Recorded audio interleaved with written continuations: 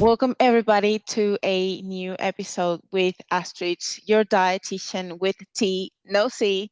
I've got with me today an amazing guest that I've been looking forward to have for a while, Alberto Nuñez.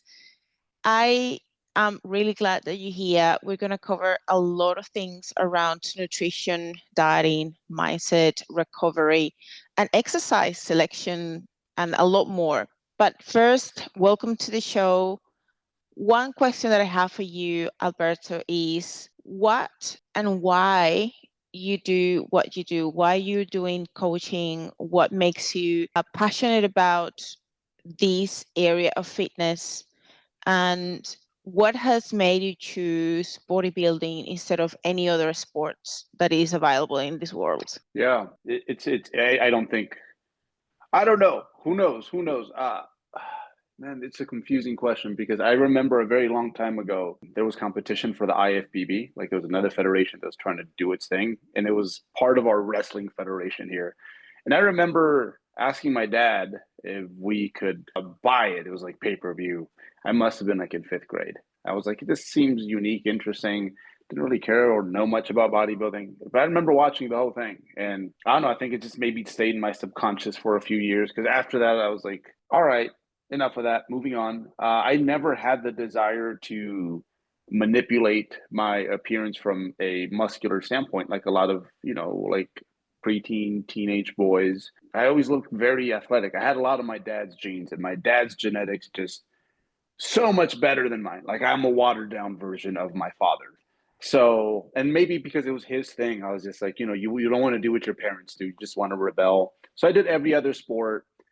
I had a lot of chances to like lift weights. Obviously, my dad did it. All the boys were into it. They wanted to have big chests and bicep veins, and I didn't care. But then, like one summer, right before, I think it was my junior year of high school, I went to check out the gym with a friend, just because I was kind of new there, wanted to make friends. Let's do it. And as soon as I started doing it, I was like, whoa, this is great. Like it just felt very natural and very amazing. And then like after that, it was just very hard to, I don't know, like want to even do other sports, even though I was a lot better at other sports compared to bodybuilding. All I wanted to do was that. And obviously, it builds you up, because you see yourself changing, you push yourself to new places.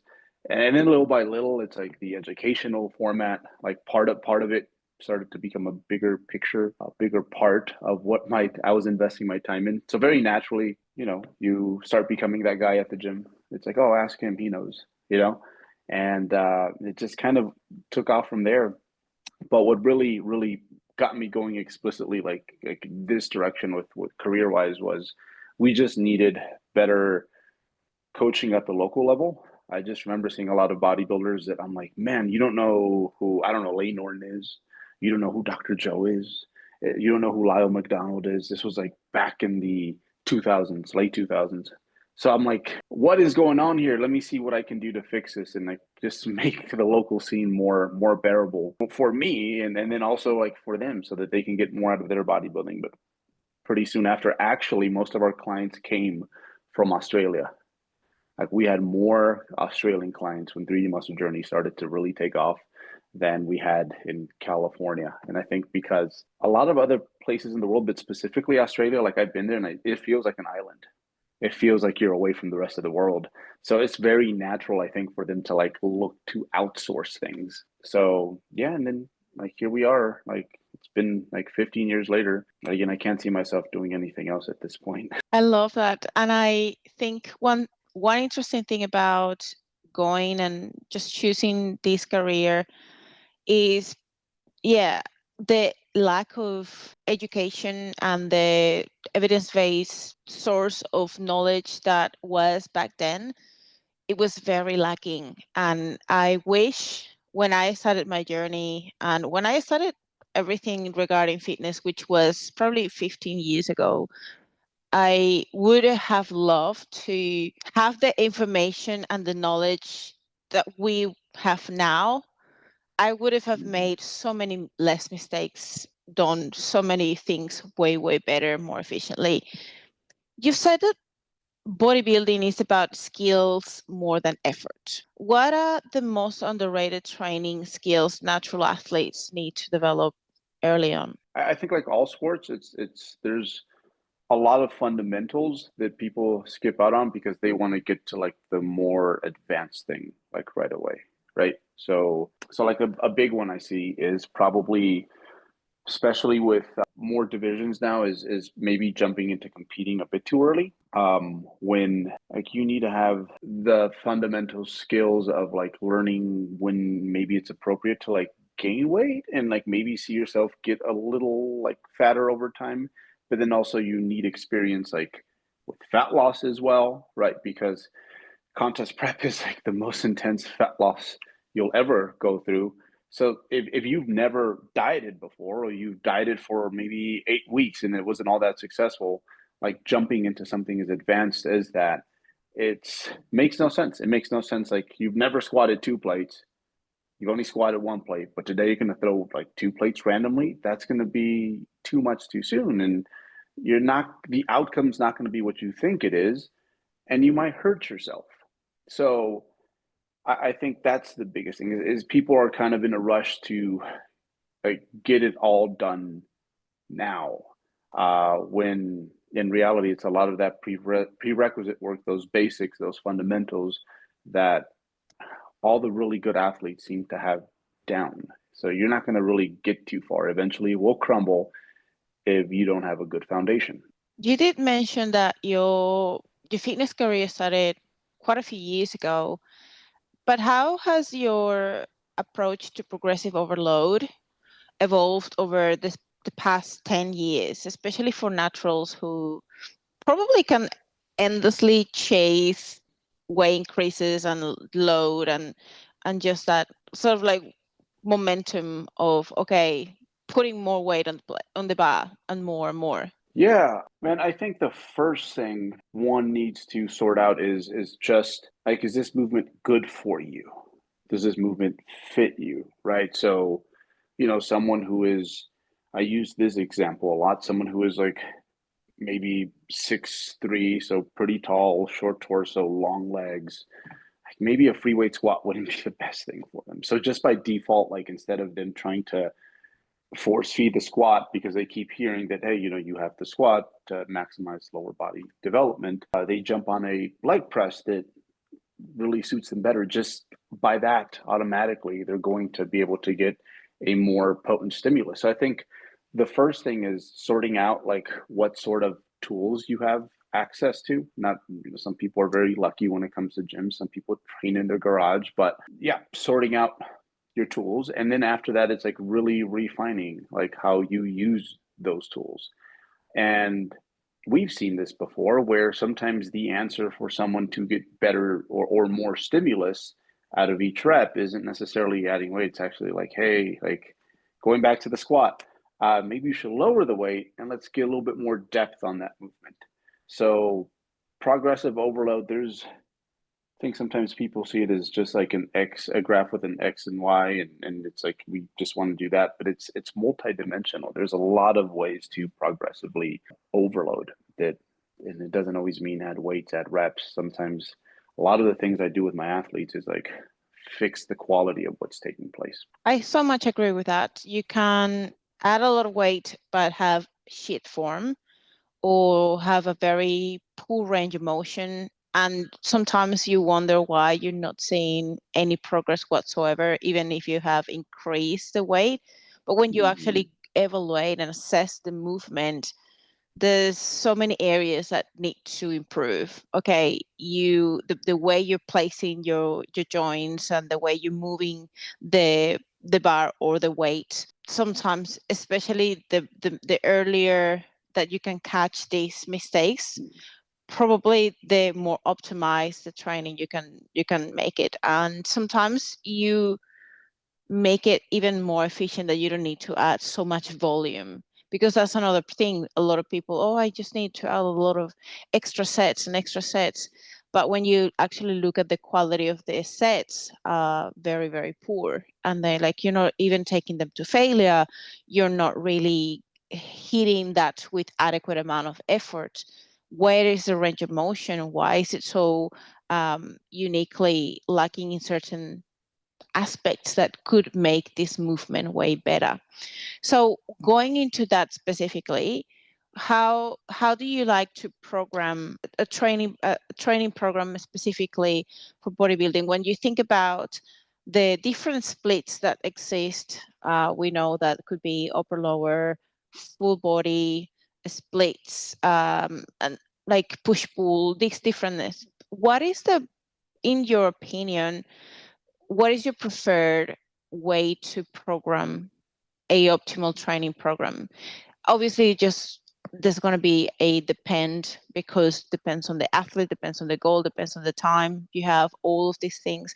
But for Alberto, what is the most optimal way to train? So I think, well, most of the time, whenever I do inherit a new athlete with their situation, I think all of us kind of do this intuitively as coaches. We go down the list of what they're blatantly doing wrong, and you want to see, you don't want to see, but you want to look for those things, because by correcting those, you're going to have the biggest margins of improvement, right? So, for example, if someone's doing something very obvious, like 80 grams of protein, right? Okay, let's up that by 30 something percent, and right away that you'll see some positive things. So on the training side, almost always what I try to do is, well, it's a lot of decluttering to start, because usually where ambitious lifters go wrong is they are willing to do whatever it takes to see the most amount of progress. So if this means like doing more and then more and then more and then more over time, and you will see things work, because I mean, if you think about it, like that old saying, right? What's the best way to have a good idea? Is to just have a lot of ideas in general. It's just like, just write them down, and eventually some of those will work out. That is how a lot of ambitious lifters training systems look like. And before they know it, it's like, oh shoot, you're doing, I don't know, like 40 sets for glutes or something like that. And they can't even tell you necessarily which one of those movements are moving the needle. And they're too afraid to remove some of those, because there was that trend that as they added more and more and more, things got better. And I totally believe that. But it was probably the addition of this. That one's not helping. That one's redundant. That one you're doing wrong. Okay, this one's doing well. So I try to narrow it down to the most, I guess, concentrated form, like taking it from like light beer to like whiskey, right? That's what I want. I want a very potent formula. So I declutter things a lot. So it might look like it's not going to work because it's very little volume compared to, maybe this is usually what happens compared to like where they started. And I think this does a few things for them. First of all, it proves that, okay, these were the main movers. You had a lot of employees on board that weren't doing anything. But then secondly, it really teaches people how to do deep work, which is something that, especially today, primarily because of like phones and there's distractions everywhere, people have a hard time accomplishing that. Like the attention span is just not what it was 10 years ago. It's not what it was 20 years ago. And I see this same trend taking place with like people's work. So now that I've taken their lower body day that was, I don't know, 40 something working sets, and now it's 14, the amount of attention that they pay to their training and how much they are there and present for every lift, for every rep. Like, to me, good hypertrophy training, you can almost write an essay at the end about every rep. And you can remember which ones were good, which ones were bad. You know, the third set, rep 4 was a little but I fixed it, rep 5. That's kind of where I want them to be. And quite often when we do that, we start making better progress than ever with like less volume. And yes, at a certain point in time, they will probably require more, but it's so amazing to me what you can do by just kind of decluttering people's life. An old saying that it's just when you think you're done with it applying to you, it's still there. And that is that, you know, 80% of your results are being brought to you by 20% of what you do. And a lot of people feel like they're exempt to that. But we've all been there in some way. Like, I remember eating 7 meals a day because I felt like that was directly connected to my results. And fast forward a few years later, sometimes I eat 2, sometimes I eat 3, but I have the big picture things in order, the major principles that make things work in order. That really was what was like making me progress all along. And I think on the training side, you have to do that for people because that's just going to lend itself to longevity. In saying that, what is your tendency to choose how to program? So you like higher frequency, lower frequency, much higher reps, lower reps? Where do you fall when you think about, okay, we have decluttered the training of this person. Now what's next? Yes. So this is where the way you should create splits is you have a list for all the body parts you want to improve on, right? Based off like maybe what your division requires, what you genetically need to just focus on more, or just personal preference, right? You have a list of all these body parts. And now you just have to spread them in a way that makes sense throughout the week. So most people, the way they do it is like they assign the split first and then they fill it up with things. When the way it should work is like, okay, let me kind of, first of all, like just prioritize the things that I want to prioritize. They should probably go earlier in the week, but I can only do so much of those before it either becomes redundant or I lose quality for that specific region. Let me move it to maybe not the next day, but maybe the day after. And you just kind of sprinkle that in a way that it makes sense and it creates minimal overlap. That is what a lot of our archaic training splits, like body part bro splits, do very easily. It's they just prevent overlap is what we're trying to do. But one can get it a level deeper by starting with like knowing your volume assignments for all the body parts and then just spreading those out in a way that makes sense. So this can look quite funny at the end. And I think what I end up resorting to the most is going to be probably upper lower splits because they're pretty practical. But quite often they end up turning legally into what is a full body split because maybe I'm working with this bodybuilder and he needs more arms. After we do the upper on day one, it's going early in the week. It's like, man, those arms are going to be tired. Like maybe let's put them at the start of a lower body session or in an intermission between like big heavy movements.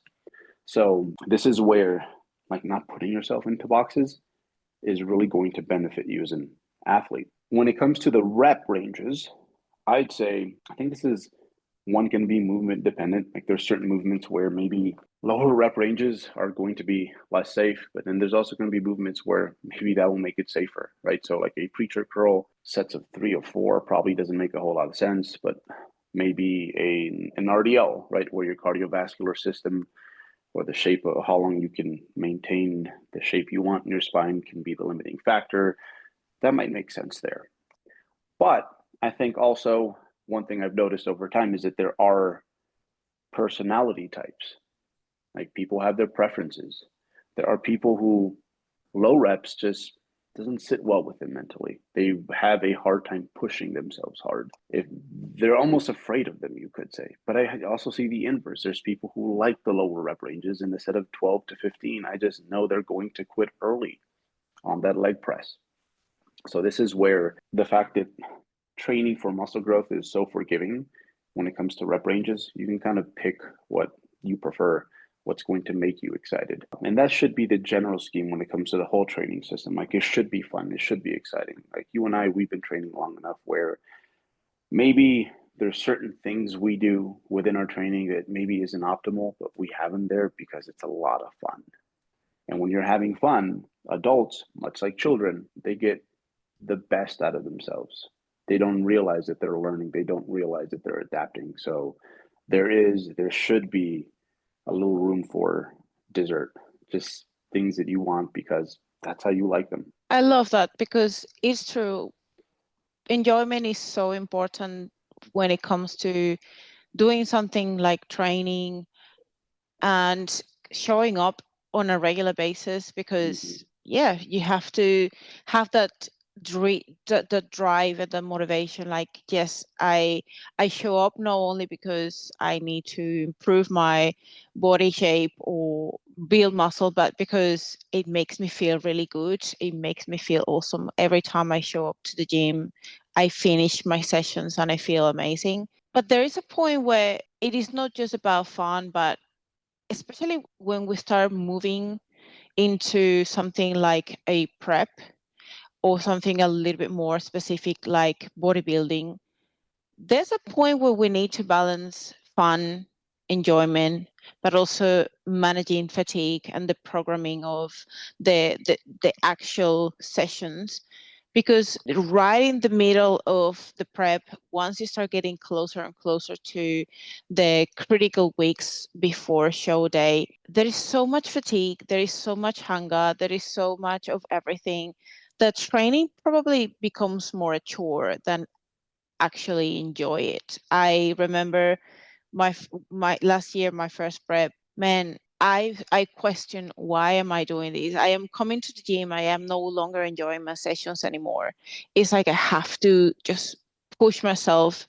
I have no energy. I'm so tired. I have so much weakness. Like I felt horrible, like a death. And how do you find that happy balance, especially in an athlete, in someone who is in a deficit, who has a lot of fatigue? How do you manage that training fun, that training fatigue and enjoyment when you're trying to program something sustainable for that that person? Yeah. And that's precisely why, you know, what I mentioned earlier is so important. It's like you need to go through certain steps before we take you to this place, the place that, you know, you were in with your first prep. Because at the end, once you've been doing this long enough and progress is a little bit harder, there's nothing more fun than progress, right? You're like, okay, I don't know, I hate the good morning, but it's really improved my glutes and hamstrings. So I'm gonna do it because I enjoy the progress. Same thing with foods, right? Like, you know, we maybe, I don't know, Brussels sprouts might not be our favorite food, but it's what we have to kind of eat or decided we want to eat. You know, pizza's way more fun. Like, absolutely. But that's just what we need to get there. And I think that's where, you know, the athlete has to mature over time so that they can really just simply understand that, right? It's just like there's things that we do as adults that we don't want to do, but we have to do in order to, you know, keep going. And the same thing with your athletic career. It's like a lot of my training splits were like very green people. Like there might be 50% fun in there, but we can get away with that. Like they're gonna make progress anyways. Like honestly, it's probably just 2, 3 movements that we have going on that day that's pushing the progress at this point because their target is so big. But as time goes on, it's like, okay, we have to be a little bit more serious now. Like there is no more recess in college. We have to really study to get what we want if that's what we really want. But yeah, you the way you described contest prep training, that's where it kind of comes down to the bare bones. And when we talk about what's actually causing the majority of your results, that is probably the majority of what we're doing for training. Like a lot of that little like just in case things that we're doing, we're stripping those away. And it's a very bare bones program the first few times you prep. Yeah, to me, that's why it's one of the best ways to understand whether or not is like as an athlete. Again, it's really about this. Like this is your thing. It's been long, like confirmed a long time ago. It's like how motivated are you to train? Usually, kind of cues us in as to like whether this is too much or too little work. And during a contest prep, when you look at the list of symptoms, it's probably the closest that strength athletes can get to what is true overtraining. Like the majority of overtraining exists like in other sports, especially endurance sports. But the last stages of a bodybuilding prep will induce a certain level of overtraining. Like, and then you felt those symptoms. It was the favorite part of your day. It usually is, right? But it became a dread. And you still have to show up anyways. And in these situations, do you make adjustments to, you mentioned that you will just strip away a lot of the just in case movements or things that probably are not going to move the needle. But in your situation or in your opinion, what are some of these just in case things that you tend to remove? Especially when sometimes additional thing that can add extra energy expenditure to this person, and sort of like help get to that level of leanness, not just driven by the diet. It's just adding things that can improve that energy expenditure at the end of the day. How do you manage training volume or amount of exercises, cardio, and on top of that, the deficit, the depth of that deficit? So there is a little bit of harmony across the board with these different tools that we have. So from a caloric expenditure standpoint, I think if people realize how little calories you burn with proper strength training, they'd be kind of confused, maybe is the word here. But it makes sense, right? Because what is the most optimal adaptation that you can have from weight training? You become like bigger and stronger, right? You turn from this sedan type car to like a big American truck, right?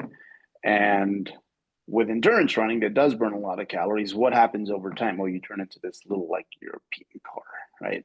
Because you want a frugal, less fuel using body essentially. So weight training looks a lot like our sport of American football. If you were to condense it just to the action, like just what took place that day, it's like, oh, you were there for like 90 minutes, but it was all condensed to, I don't know, 20 minutes.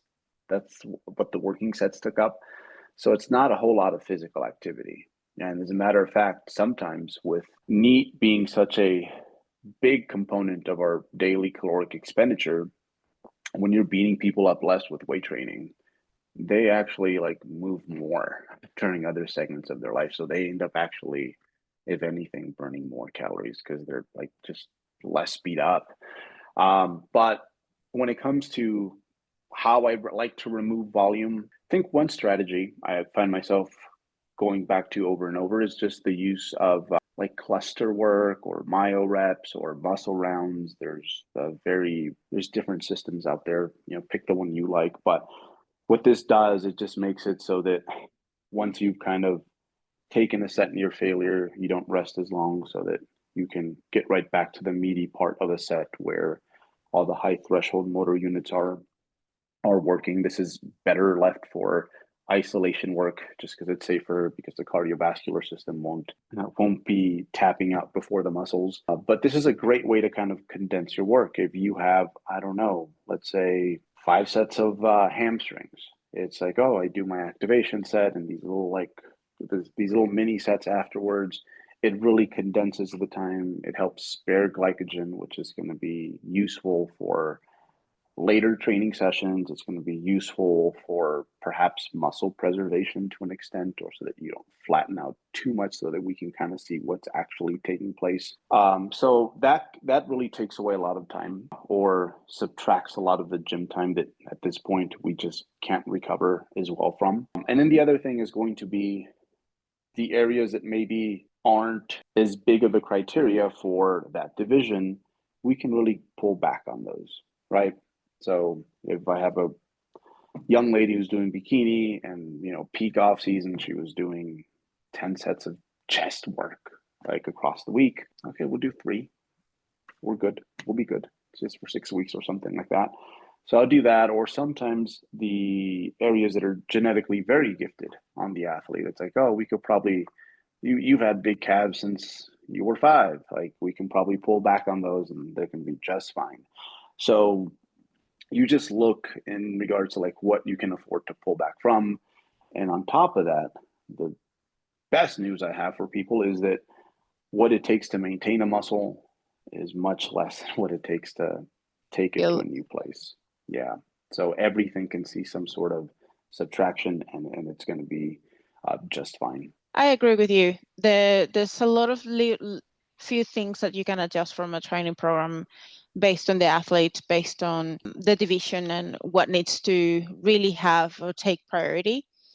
Now, moving to nutrition for hypertrophy, what have you changed your mind about the most over the past few years? I don't have people track macros anymore. I think that was a big thing. I think it's a good course to sit on. Just like tracking calories, I think is a good course, right? Because, big issues with underweight people is they don't think they think they eat a lot more than they actually do. And then overweight people, it's kind of the inverse, right? So tracking your calories, great place, great course to take because it gives you objective data of how you actually behave and not how you think you behave.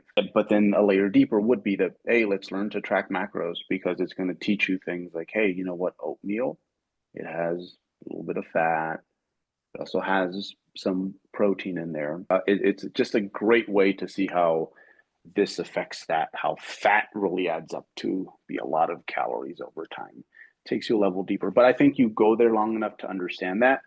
And then at a certain point, it's like, all right, now let's think big picture here. And one thing you will hear from a lot of, even though these diets aren't necessarily sometimes sustainable or the best thing, a lot of those successful ones, what you will hear is that they are high protein. So at the end, it's the high protein while, whether you know it or not, some sort of caloric controls, it makes things like shine, right?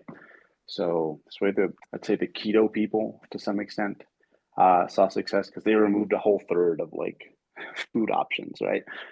So it kind of controlled calories, and maybe they were eating a little bit more protein now than they were in years past. So they saw significant change in their body composition. So to me, it's more about tracking your calories and then tracking your protein intake. And because strength training, even bodybuilding training, isn't very glycolytic like other sports. It's a lot more forgiving than people think when it comes to like fat and carb ratios.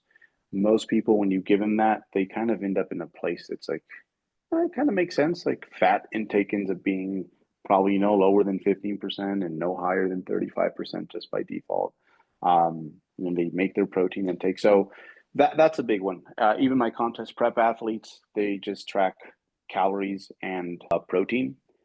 And I think this is where I will hear a little bit of pushback from people because contest prep is a lot more serious. They should be tracking their macros, Coach Bert. But what I have found is that there's a lot more food variety that is taking place when you do that. They can have whole eggs now.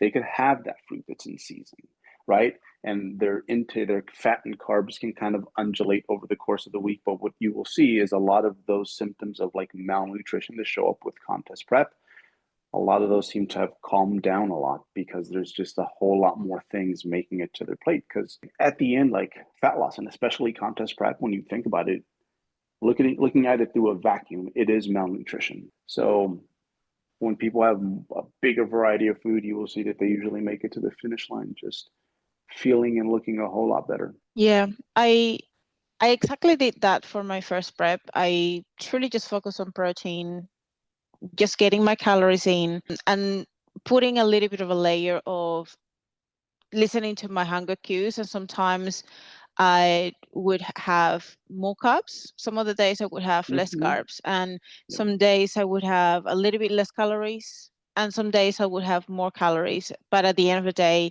it was that total weekly calorie average that moved the needle anyways. It wasn't just like the macro, the minutia of like moving or working on just one day, because your body is a lot more smarter than just one day at a time. It just looks at the bigger picture, at the averages and the trends. So I think that was really, really helpful to find that sustainability, that lower food noise that would come from Mm-hmm. just hitting a specific carbohydrate or a specific ratios between carbohydrates and fats. And something that perhaps would be helpful for you to add to that is how, if you're not really controlling for carbohydrates and fats, do you try to give some guidelines as to, okay, even if you're not aiming for a specific ratio, I do want you to get at least 25 grams of fiber. I want you to have a decent amount of vegetables. How do you control for these variables? Yeah, and this is where like a lot of these things, by the time my athletes make it to the point where they're prepping, it's just like second nature, right? Like Mm-hmm. for you and I, when was the last time you and I have probably hit a day where we ate less than 10 grams of fiber? Like that would be weird. We were maybe really sick or something, right? So yeah, usually there's fiber caps, right? Like bottom, but especially top, especially as people get hungrier. That's a big thing. Like you start to develop like the fiber gut at a certain point. And then with fruits and vegetables, yeah, same thing there. Like they should make it onto your plate at a certain point, but there are a lot of people who just don't doesn't sit well with their palate. They just don't like one or the other or both.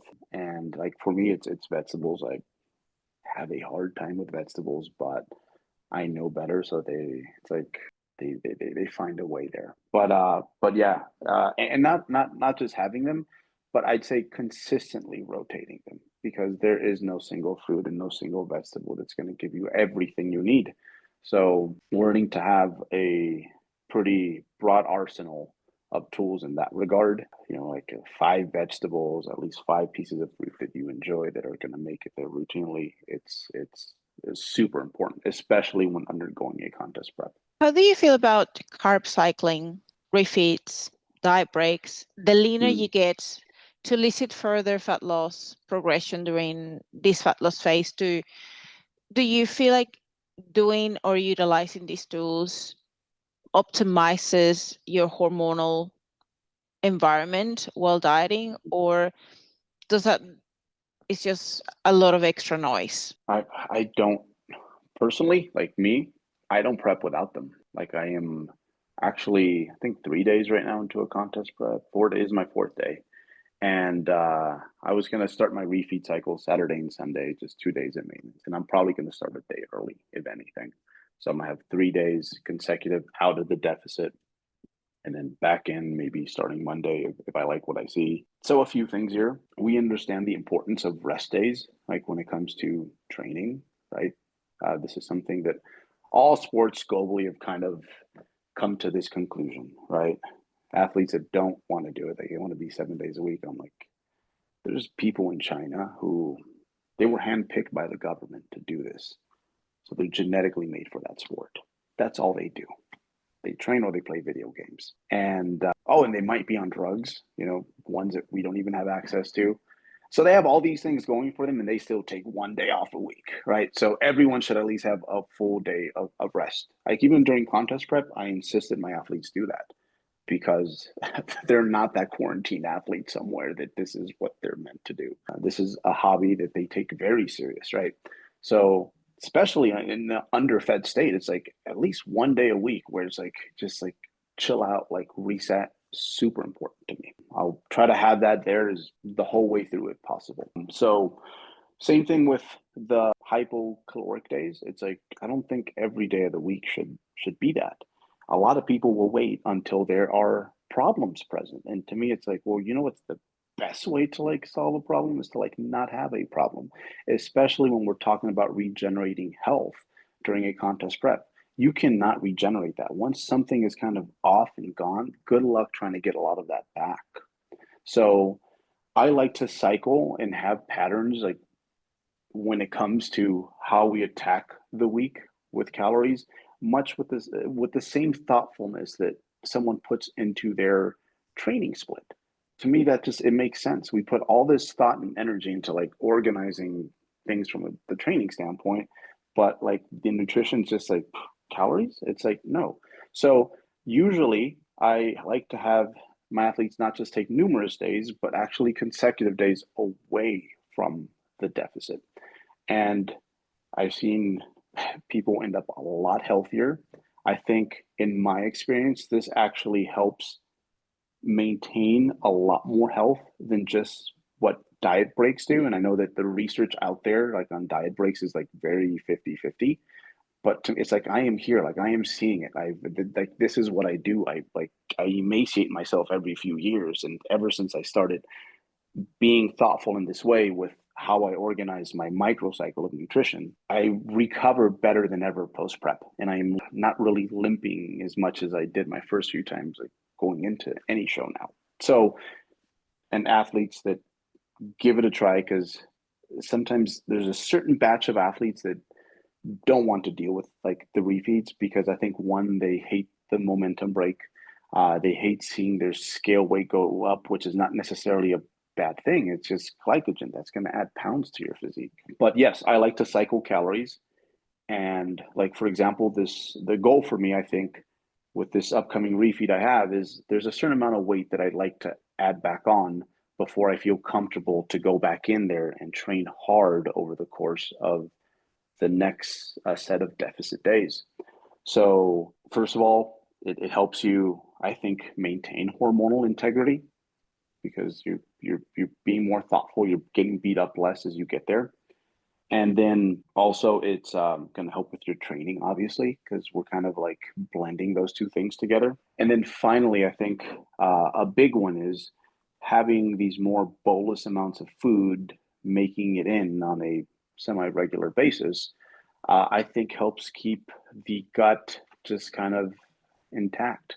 Ask any competitor, like what happens about 4 months into a prep, sometimes sooner, they're not as regular as they were, right? Like digestion isn't what it was. The GI tract is the organ with the highest turnover in the human body. Like that is where most of your protein intake goes because, I mean, when you think about it, outside of your heart, your cardiac muscle, that is the one muscle that is always like going. It's always working. And if it has less food, well, guess what? You don't use it, you're going to lose it. So it kind of shrivels down. So it helps keep us like kind of regular there and helps us with a lot of digestive issues. And I think most importantly, it gives me a preview of how the athlete peaks. Like we're keeping an eye on this the whole time. Like, how do you fill out? How do you flatten out? I know exactly where you're going to be at all times. So by the time the peak week gets there, like that is probably where I never miss because I've seen it for like 22 weeks now. I see what it takes to fill you out, what it takes to flatten you out, and we can find that like perfect combination of those things.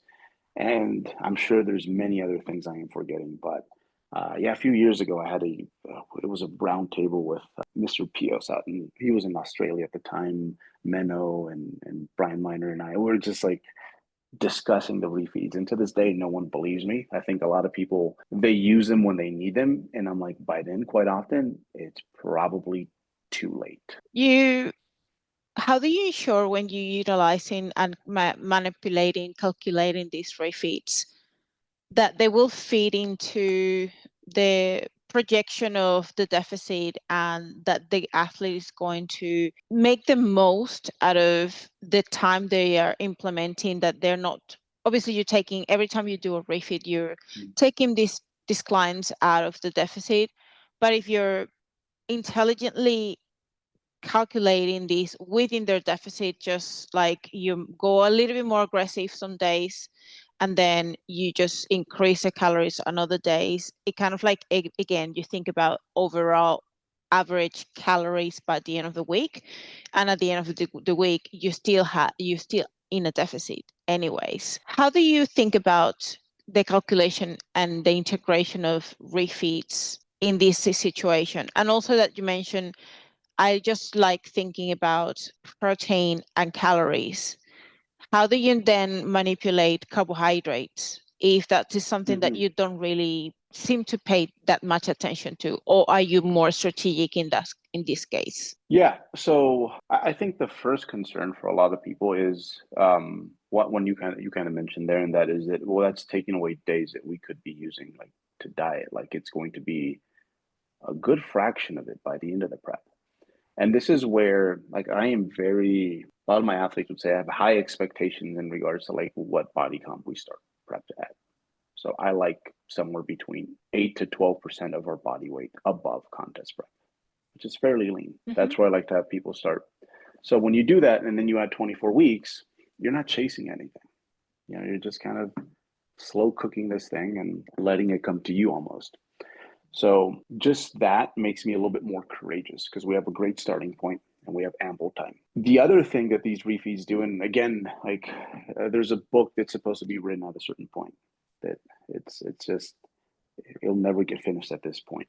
It seems that they do is they get rid of a lot of pseudo plateaus, like a lot of water retention. They will save you adjustments over the long term because Sometimes the coach either doesn't have the eye to see that this is just freaking water retention. That's why we're not losing weight. And they adjust and they adjust and they adjust on top of that. And it's like, oh, more water retention, still no weight loss. So a lot of what those breaks do is they get rid of a lot of these like pseudo plateaus. So these days, I mean, my preps average about 3 adjustments. That's it. That's it. 3 adjustments were there. 24 weeks, not a bad time. And when it comes to the, I guess, like how you actually do the refeed, this is in the caloric levels. There are literally some athletes that you put on a surplus on one of those days. And they tend to be the ones that are a little bit more obesity resistant because, as we know, people have a different response to overfeeding. Some people just will wiggle it off. Other people, if anything, they turn to more of a potato. It just kind of depends, right? So some people are literally all like, I'm the kind of person that my refeeds tend to be a surplus, if anything. So you can even argue that I am growing perhaps on those days.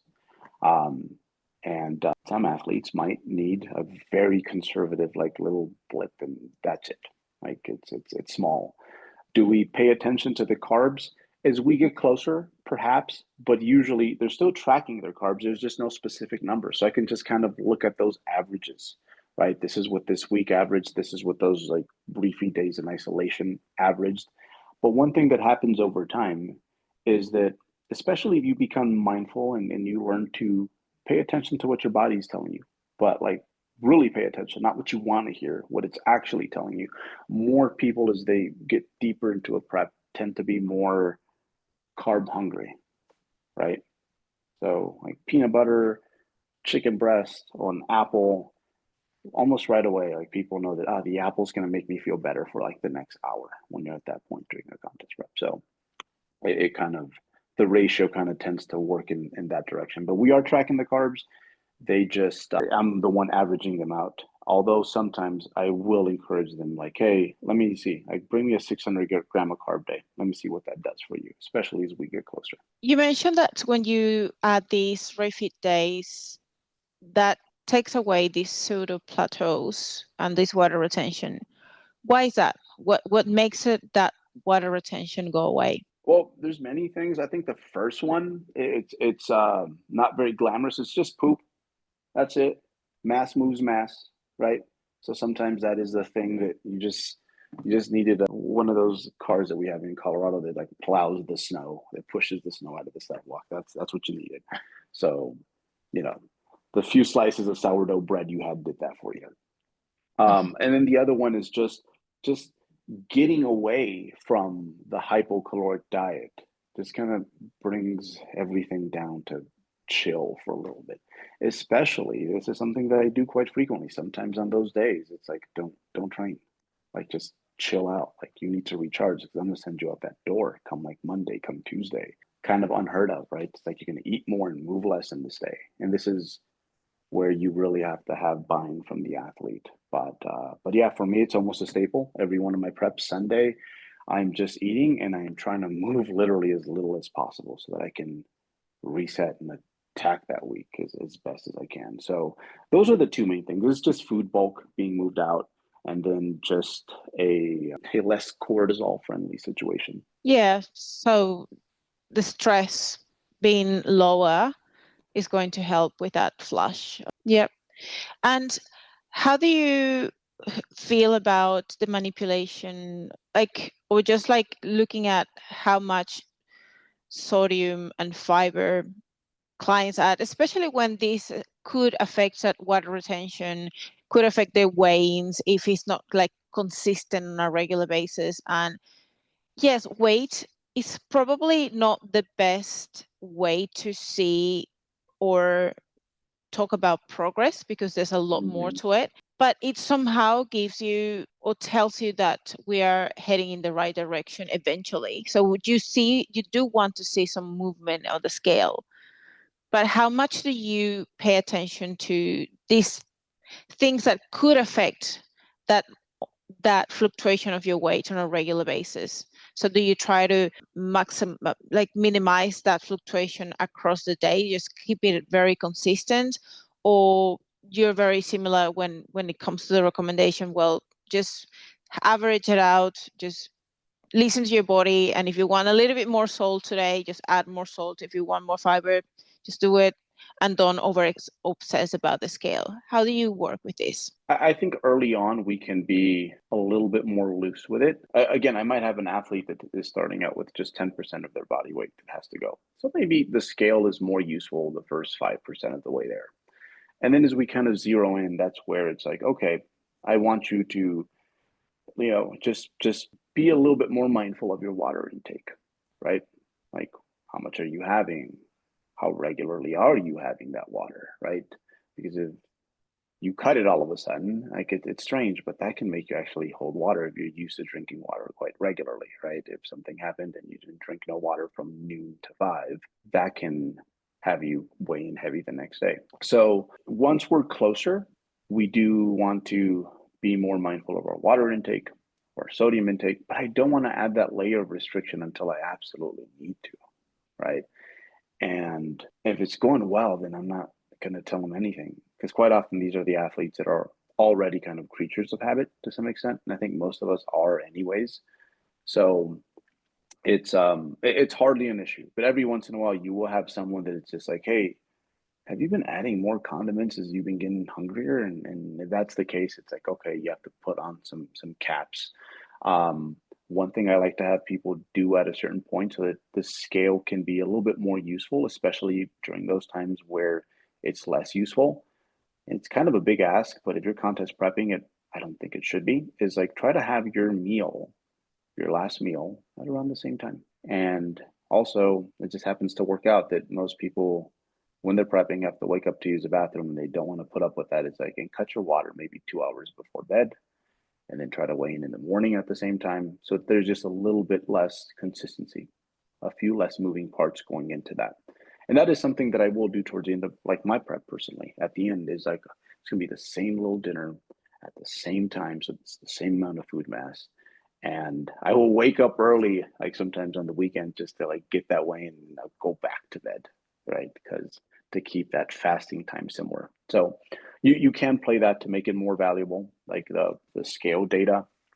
But there can be times, especially towards the end, especially when you have maybe 2-ish% of your body weight to go, where you just have to almost get rid of the scale. And sometimes I will ask certain athletes, just get rid of the scale because it's driving you crazy. Let me just look at what's going on and I'll figure it out. Do you find that it is to you, the closer you are to stage lane, the more attention you pay more to that visual feedback over just the scale weight? Or how important to you is the scale weight feedback? It's important, but not always for the reasons we think. It's not, sometimes it's just, it can be things like we're trying to fill back out slowly over time. And it's like, all right, like I really like this look for this show and what we were weighing. We're there's a correlation there, right? Because we're just as lean, let's say. Let's try to bring that weight back up to there because I think that was a hardier look on you, right? A more balanced look. But at the end, when it comes to fat loss, it's especially the leaner the class is, the division, the less we're going to need that scale. Like I posted it was a YouTube video, no, it was an Instagram reel a few weeks back, and it was 2 pounds that I lost like within a month. And someone would tell you that, oh, he must have lost like 7. It's like, no, it was 2 pounds. So that means that there was many weeks where the scale was telling me, shoot, I even weighed more. I'm like, nope, I'm not changing anything because I know I'm in a deficit. It feels like a deficit. I've had a few days during the week where I felt leaner. I'm not going to be reactive because of a tool that has a lot of limitations. Those limitations being that it just can't measure body fat. The only thing that can do that is an autopsy, and if you do that, you can be late to your show, right? So the visuals are everything towards the end. I resonate so much with that. I remember on my prep last year, I was probably for a month or a little bit more where the scale weight, sometimes it was even higher. And like this doesn't make fucking sense. Like I know for sure that I'm in a deficit. I'm being super consistent. I know that I'm doing everything right. And my visuals, like I feel leaner. I look leaner. Like there's no fucking way that I'm heavier. Like this is definitely everything but body fat. So I resonate a lot with that because I would just say I'm not going to let this affect me because I know that I'm doing the right thing. I know that I'm in a deficit, that I'm doing everything that I need to do. And it's likely a lot to do with my bowels, with the amount of volume and fiber I'm eating, and probably just the extra stress and the inflammation. And like, I just need to keep doing the same thing and I will eventually see a drop at some point. Who knows? So I do resonate with that a lot. Yeah. Sometimes the athlete will have like five good arguments as to why we are leaner. And one of them is like the visuals just say so. Like obviously, like in real life, right here, you are leaner. But then they'll have the scale, and for some reason, like these five can kind of go away, right? So yeah, at the end, it's the bottom line. It's the look, and I think one thing that you mentioned there is that you were consistent, right? It's like no, I've been eating what I was supposed to eat, and I think another big one is you just felt not so great. Like you're clearly using like fat as fuel. And that, especially when you're leaner, that is a sensation that you know exactly what that is. So if it feels like a deficit, guess what? Chances are you are in a deficit. Moving into post show, I think that is a big part of where things can go wrong. And I know that you have been talking along a lot about recovery diet versus reverse diet. How do you decide which route someone should take post show? What is the most appropriate route based on what you see in the athletes, the person's biofeedback, and the Mm.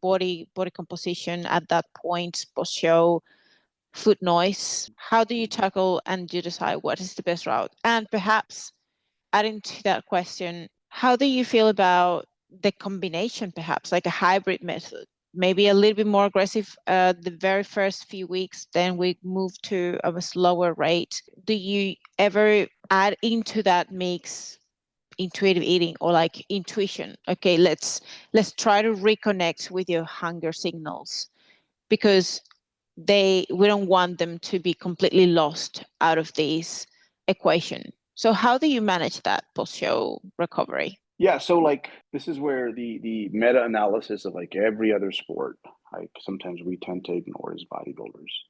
And the crazy part is that like even if you're a pro in bodybuilding, it's like you play you pay to play. Like you're not getting paid. Like you paid to go to your show, you pay the entry. Like we're like not even like pros, right? But other sports, like there's the NBA is going on right now. Like a lot of those guys, when their season's over, they're not getting back to work on their season. Like I need to get better for next year. It's like no, they're going to a beach somewhere. They're like, you know what, I'm gonna start training serious in 2 months or something like that. Because if you put it down, guess what? You need to recover. And every other sport understands this, except like us neurotic bodybuilders, right?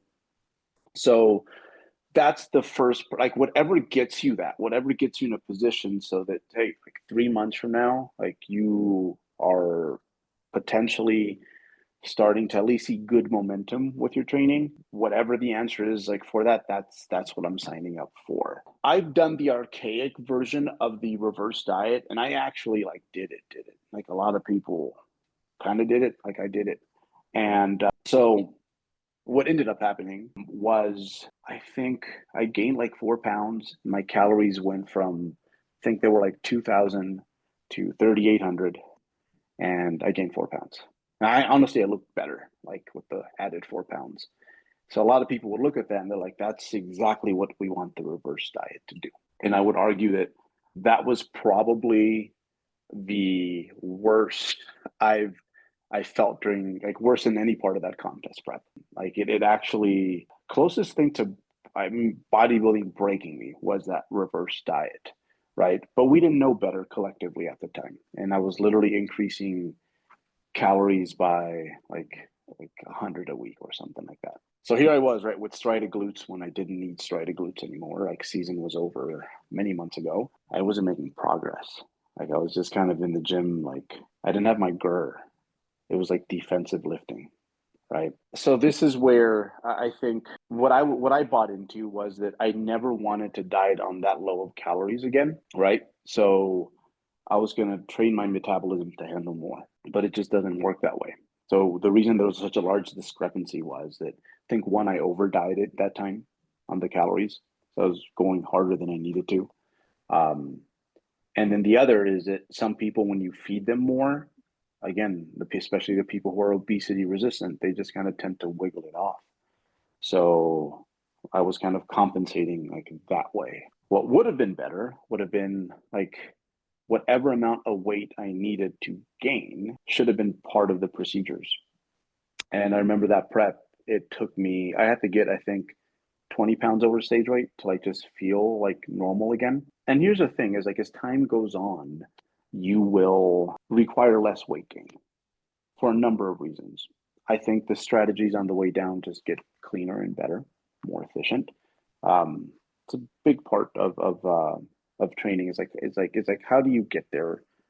You did it once, but how can I get there more efficiently, right? And the first time for anything, it's like you overpay. That's just how it is. If you want to be great at anything, you're gonna overpay, right? That's the price to just play.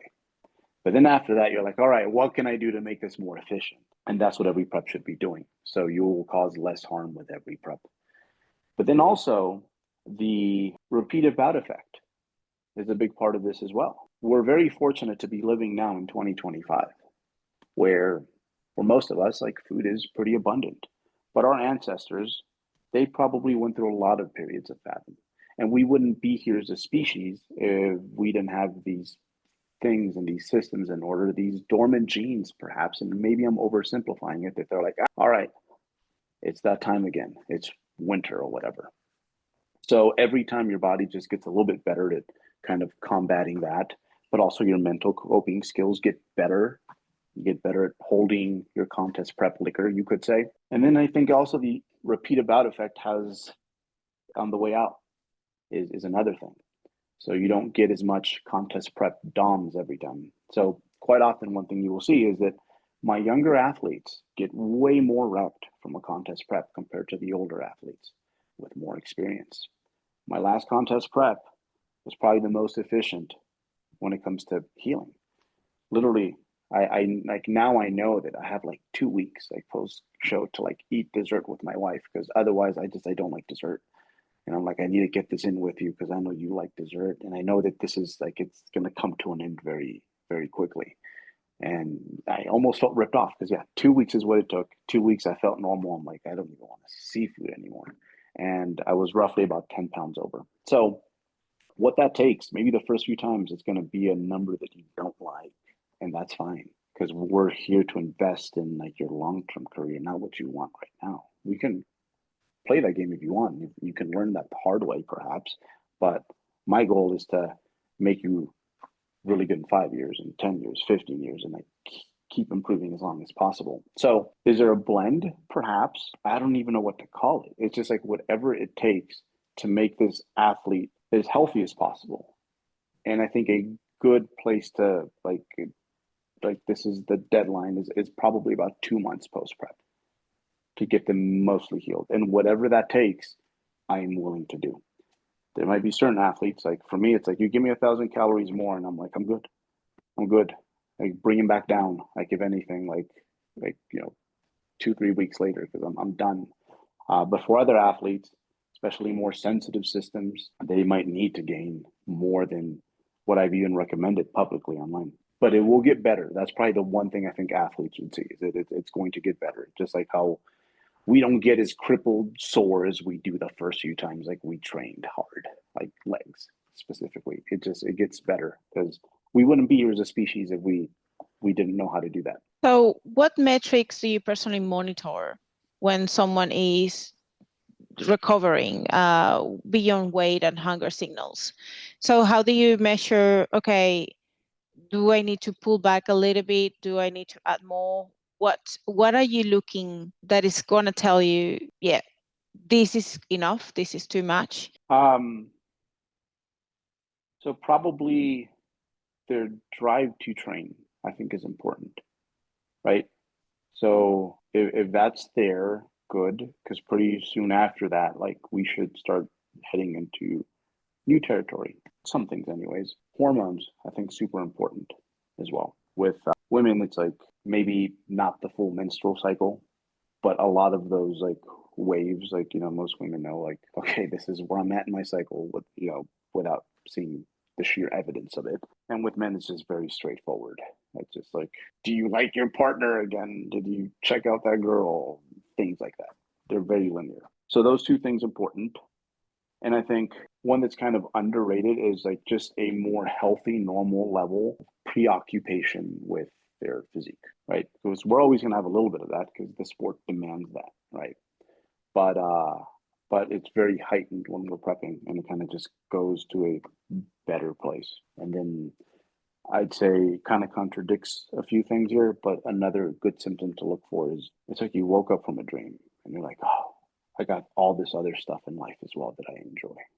I love my training. I love eating the way I do, but I'm gonna go bowling because I like bowling. All that and the craving for those things, the other things in life kind of comes back. How do you manage that fear of weight gain, especially in females, and knowing that they can no longer sustain that shredded physique, that you do seem to feel like this is the most amazing physique I've ever achieved, but it's not healthy, it's not sustainable, it's not going to drive me anywhere. Like you feel like death. You look amazing, but you fucking have no energy, no drive, just always thinking about food. Like, yes, is worth the trade-off? Is it sustainable?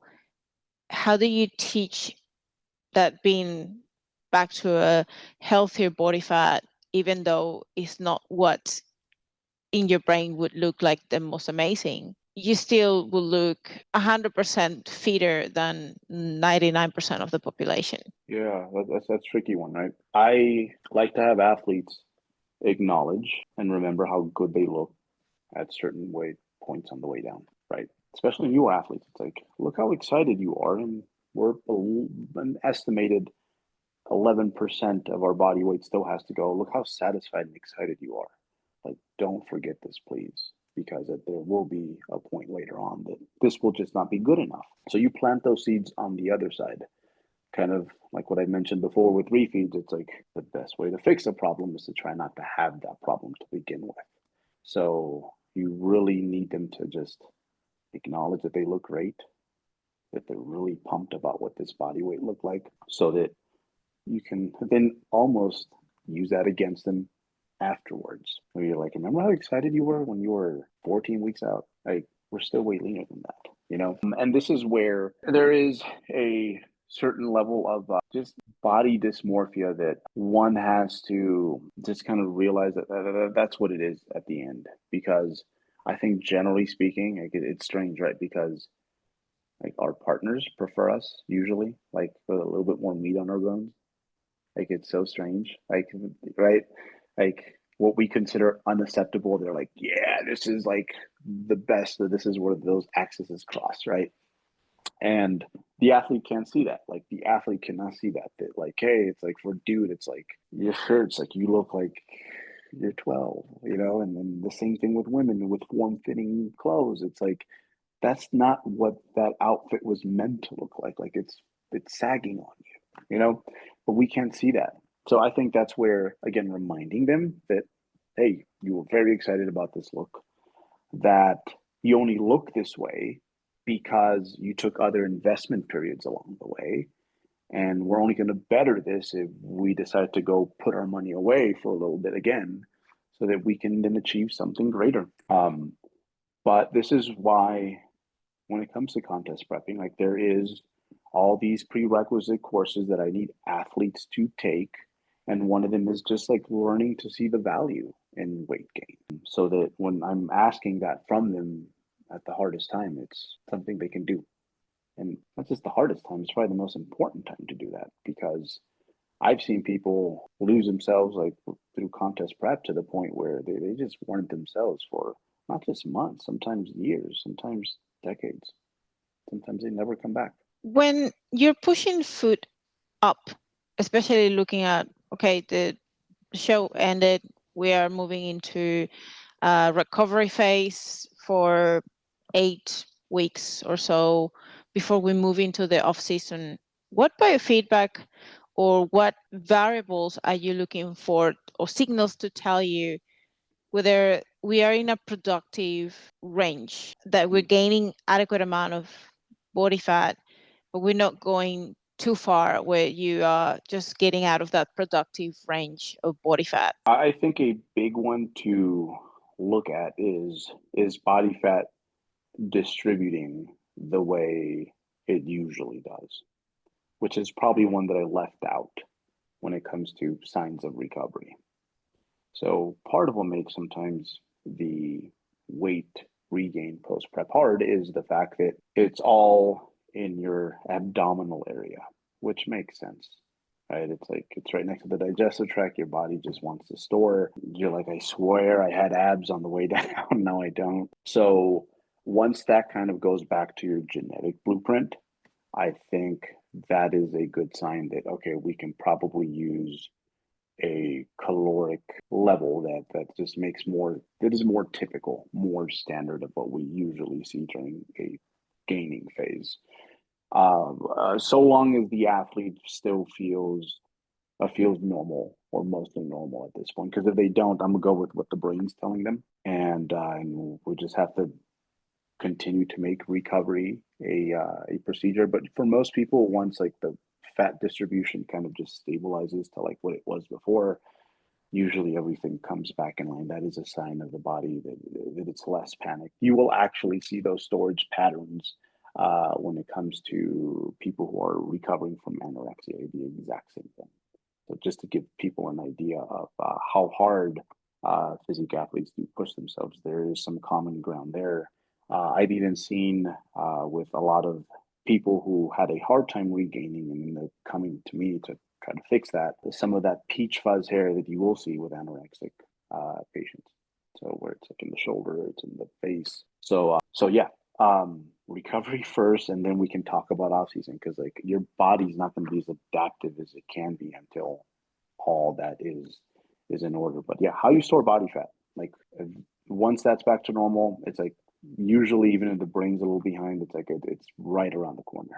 So is it very normal? What I'm hearing is that it is very normal for your body to store everything centrally in your abdomen straight away when you start your recovery phase, just because your body is sort of like trying to adapt to, doesn't know what to do with that, doesn't know whether that's going to be there for a little bit longer or it's just going to go to famine again. And it's just like trying to protect you. At what point your body says, okay, this is actually not, we're not going to starve again for a while. Let's just relax and then redistribute the body fat. How does that happen? You know what? I can only give you a hypothesis that it's storing it there probably because it's really close to the digestive tract, and we just need to put this away like in a bank. That's probably what makes the most sense. And the thing about lipids is that, or stored fat rather, is that it's dynamic. Like it's constantly moving. Like both you and I, we're both storing and releasing body fat right now as we speak. To what extent that ratio is kind of depends on like when our last meal took place or something like that and how big that meal was. But things are constantly moving. And yeah, so I could have released the triglyceride, the lipid from my calf today and it restored in my chest, right? Like that's just how it works. Like fat is kind of dynamic in that sense. And we're always like storing and releasing fat at all times, essentially. Do you feel Um, like that is associated with also like where they are hormonally at that point? So like you see that female athletes are amenorrheic, they don't have the period, so they're very low in estrogen. They're barely producing adequate amount of like female hormones.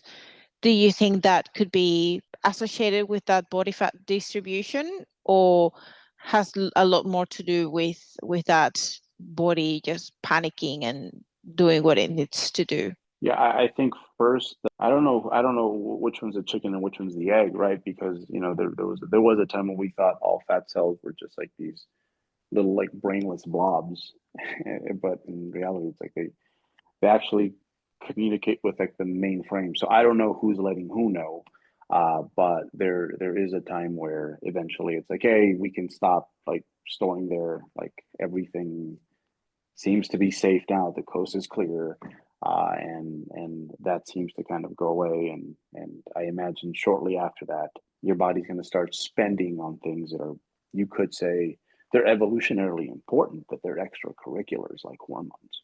So, but yeah, I that all has to be set first, and then once that kind of goes away, you get better. And one thing that I have noticed over time is that if you learn to manage a prep better, and then the athlete's doing their job to sharpen their skill set, there is less of that post prep. Like I was kind of amazed after this last prep how I didn't store any in my abs. Like I was just back to my usual patterns. I'm like, oh great, like I don't have to wear that for like 6 weeks or something. And you will see that like the cleaner you make a getaway, the less of that. And some athletes you can get it to the point where there is no funny distributions. Do you notice that coming from the way you approach your reverse and your recovery? It was because you were eating much more controlled, you weren't overshooting the calories. So what made a difference for you? I think like with all my athletes, all the athletes that get to benefit from it, it's just like we made less of a mess on the way down. You're right. That's usually what that is. So yeah, I just didn't feel wrecked like previous preps, but it was arguably better. So that is where it's not a this or that sort of thing. It's like if anything, like the healthier you keep the athlete and the more you keep them on reserve so that they only push when they need to push, the further we can actually get. And and also when it's done, it's like there's less of a mess to fix, which is great because we can get back to productive training sooner rather than later. Perfect. Okay, let's get to this final part of the our conversation. I had a lot more to go over, but we could spend here a full day. So, what muscle group is actually targeted here? That's where I want to fall. Let's break down exercises where the intent often doesn't match the outcome. So I'll name the lift and you tell me what muscle gets hit the most in the way that people usually do and how they could tweak this exercise to target what they think they're training. So let's talk about the first one, barbell row, traps or lats. It depends on the angle of the back relative to the floor, right? So you can see how if someone's very upright, it's going to be a little bit more like maybe trap one, trap two, rhomboids, rear delts. And if they were to kind of come back down to somewhere in the middle, it's like, okay, now it's maybe a little bit more trap three, trap four, a little bit more lat is getting involved within compared to the previous version. Or like, let's just say they were standing on a box and their torso was actually like hanging down.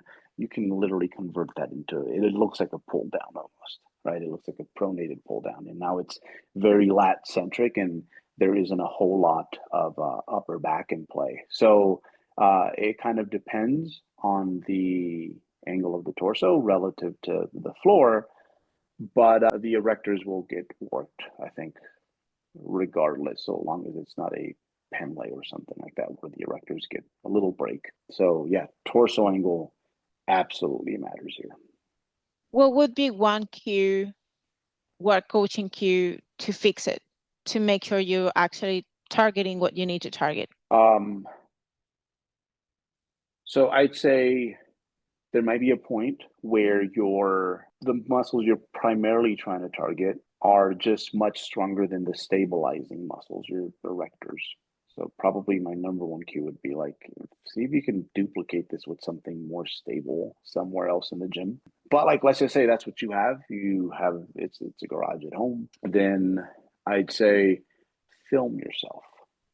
Film yourself, because sometimes we can assume that we made all this progress on the stat sheet, right? But the lift is morphed and it's kind of turned maybe more upright where it's going to be a little bit easier over the last few weeks. So this is probably one of those lifts, any lift actually, where it's probably good for you to sit down and watch some game footage.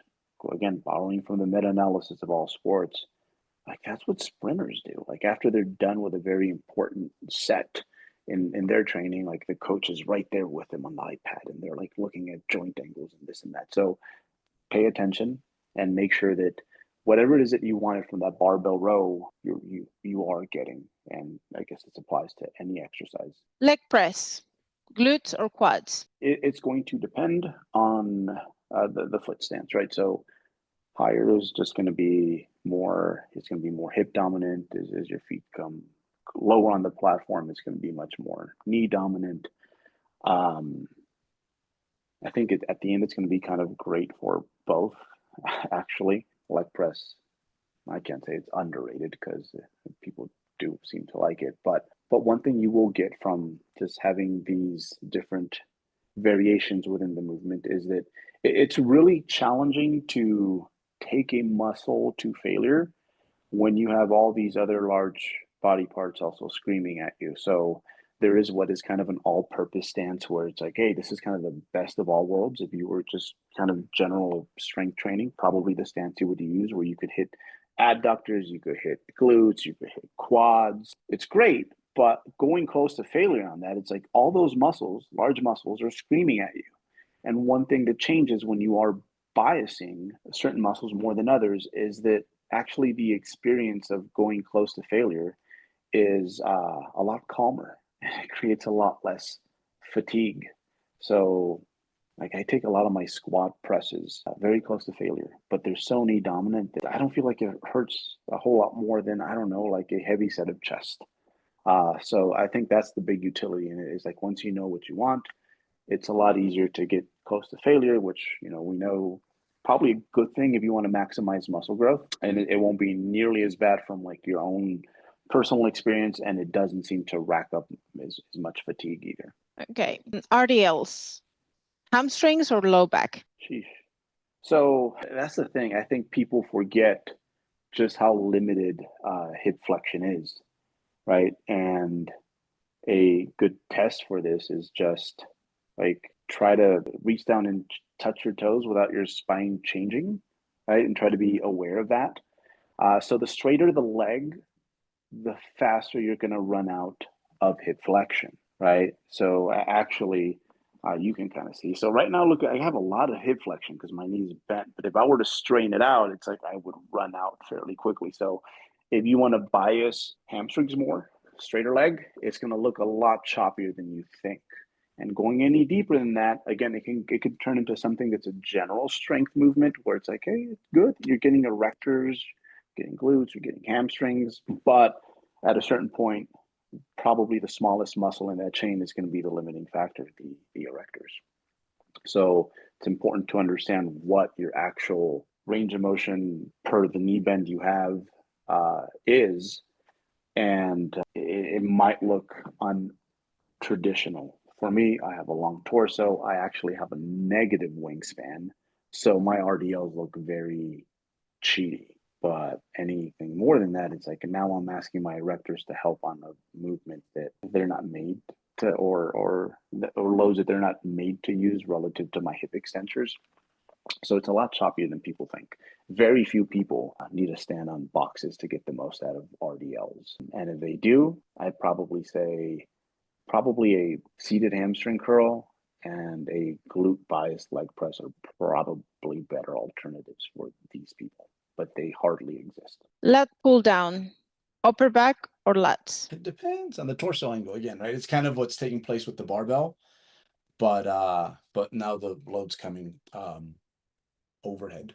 So if you lean back, it can be a little bit more upper back. If you're a little bit more like just perpendicular to the floor, you're going to get more lats, more teres major even. So yeah, it and it's tricky. It's tricky with the back movements because there is a point in time where we have to become extra mindful about our torso angles because the weight we require is just that much heavier than like when we first started. And the catch 22, the other thing to be mindful of is that as you become stronger and bigger as a human being, your technique should probably be cleaner because you take a big 240-pound IFBB pro, it's like he might not realize this, but like when he does this, it's actually can contribute a lot to the movement, as innocent as that might look. So yeah, torso angle, and for the very experienced trainees, this absolutely matters for you if you're gonna be very picky about what section of your back you wish to train. Good mornings, glutes or hamstrings? So same thing there. It's the knee angle that decides that. The more bent, the more glute bias it's going to be. The straighter, the more hamstring it's going to be. And again, the straighter probably can't go as deep. And if it's bent, you probably have more range of motion. I mean, that's why the glutes can finally become involved. And with this one, just like, please go low bar unless you have the most amazing, juiciest like traps in the world, because it can turn into a neck bar if you're using a free weight bar as opposed to maybe a Smith machine. Dips, triceps or chest? Same thing, right? Angle. So knees up, or if you want to look hardcore, you put a chain over your head. It's going to tilt you forward and it's going to resemble more of a decline press. Or if you decide to just have your legs straight and not have any dip in the torso, it will be more shoulders and triceps. That last variation, that more shoulders and triceps, is probably one that it's a good movement, but a lot of athletes cannot sustain over the long term. Most people long term probably do better with leaning forward variation. If you were to say and pick only one exercise per muscle group for hypertrophy, no machines, no hacks, nothing, just what is the best exercise that you would say this is the one for this muscle group, what would you go with? So for quads, what would be your best exercise? Just as a bonus round, I'd probably say that if I could only buy one piece of equipment, it probably would be a barbell, right? But you know how it goes with any tool that can do a lot of things means it's not the best, right? That's just what happens when you can do a little of everything. So I'd say for calves, luckily just Quads. straight-legged calves. Huh? No, quads. Oh, quads. Quads. It'd probably be in the order of a good pen, and they have to be good contraptions, because there's some machines that leave factories that I'm like, do you guys even lift, right? So a good pendulum, I think, would probably be the number one, because what it does is it's just the arc of it. You get a lot of knee flexion, but also it prevents you from going into any like more hip flexion, because as you add hip flexion, there's going to be more glute stretched out and it's going to help. So probably a pendulum, a good pendulum. Okay. Would you choose that over leg extension? Yes, but leg extension is so underrated. If you just, of course, like the rectus femoris debate, but also it's a great way to gobble up easy volume, right? You can do 5 sets of leg extensions and you'll be fine. Whereas 5 sets of pendulum, it's like, okay, let me think about this all week. Hamstrings. RDL. And I think RDL primarily because there's a lot of things in the RDL that at our current age we don't appreciate. But as I get older, I start to see more of the health benefits as I see my peers my age just kind of decay. So it's just going to be great for your everyday living and you get some nice hamstrings. But yeah, RDL all day. Okay.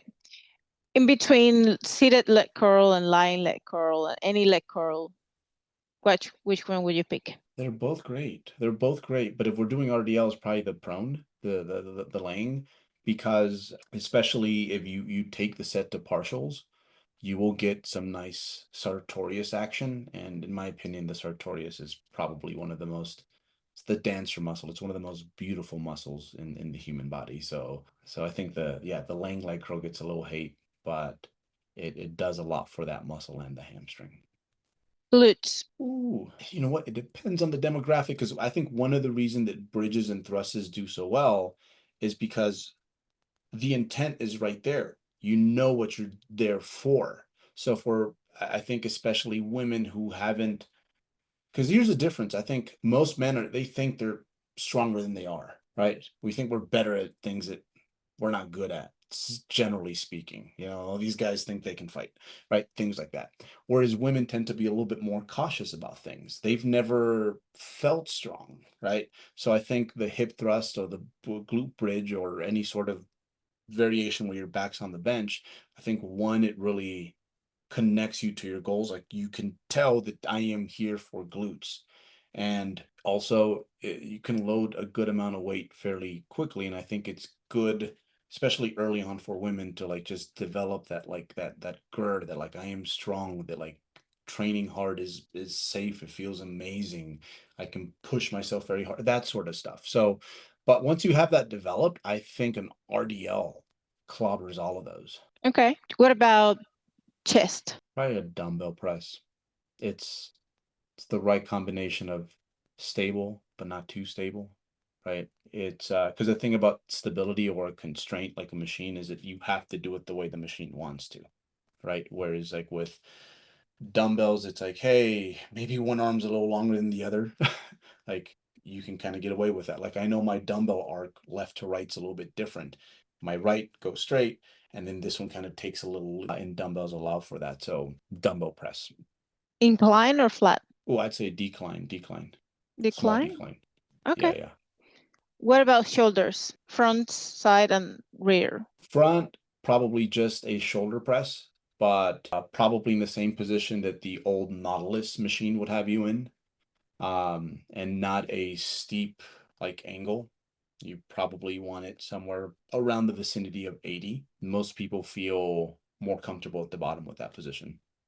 So dumbbell press slightly declined, about 80-ish degrees, probably my go-to. And then for the delt, I'd say the middle delt, it'd probably be just an across the body like lateral raise, because it's a hard muscle to lengthen. Our torso kind of gets in the way, but if you tell people like intuitively stretch your shoulder, like your middle delt, like this is the movement. So we have to kind of bring them across. So I'd go with that one. And then rear delt, honestly, I'd say probably just some sort of like upper back bias movement for most people is going to probably get you as much rear delt as you're destined to get. But if you want to split hairs, probably an across the body kind of fly to really stretch it.